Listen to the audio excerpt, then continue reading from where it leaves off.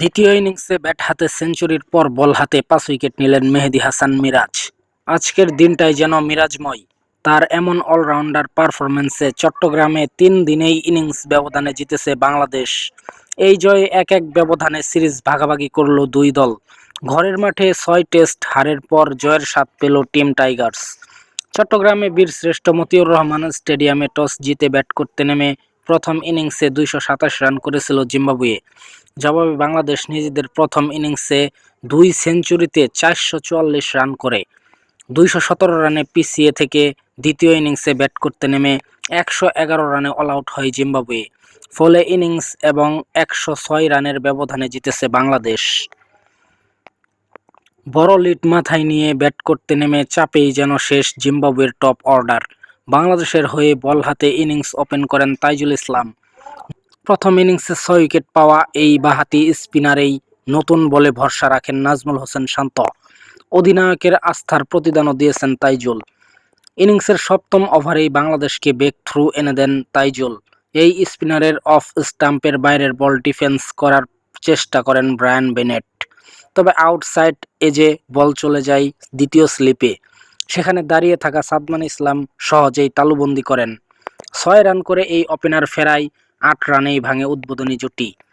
2 বল পরই রোডেশিয়ান শিবিরে আবারও আঘাত হানেন তাইজুল। এবার তার শিকার নিক ওয়েলস।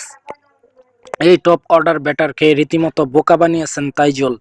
বাইরে দিয়ে বের করে যাবে ভেবে বল ছেড়ে দিয়েছিলেন, তবে আঘাত হানে তার প্যাডে। এতে লেগ বিফোরের আবেদনে আম্পায়ার সাড়া না দিলে রিভিউ নেয় বাংলাদেশ।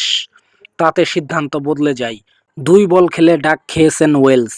11তম ওভারে প্রথমবার আক্রমণে এসেই উইকেটের দেখা পেয়েছেন নাইম ইসলাম। এই অফ স্পিনারের টান খেলতে পারেননি শন উইলিয়ামস। আউটসাইড এজে বল চলে যায় দ্বিতীয় স্লিপে।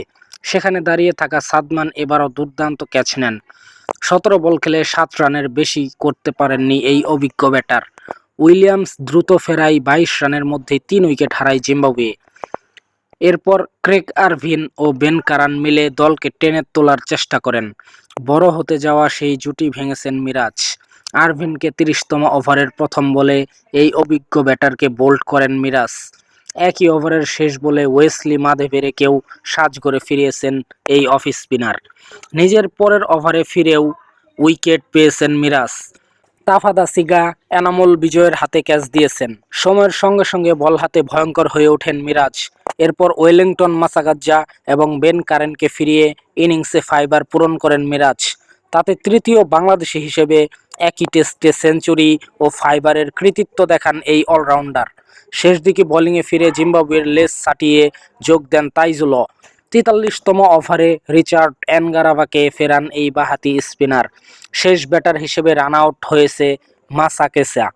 সব মিলিয়ে 9 উইকেট শিকার করেছেন তাইজুল। আরেক স্পিনার মিরাজ পেয়েছেন 5 উইকেট। এছাড়া নাইম হাসান পেয়েছেন 3 উইকেট।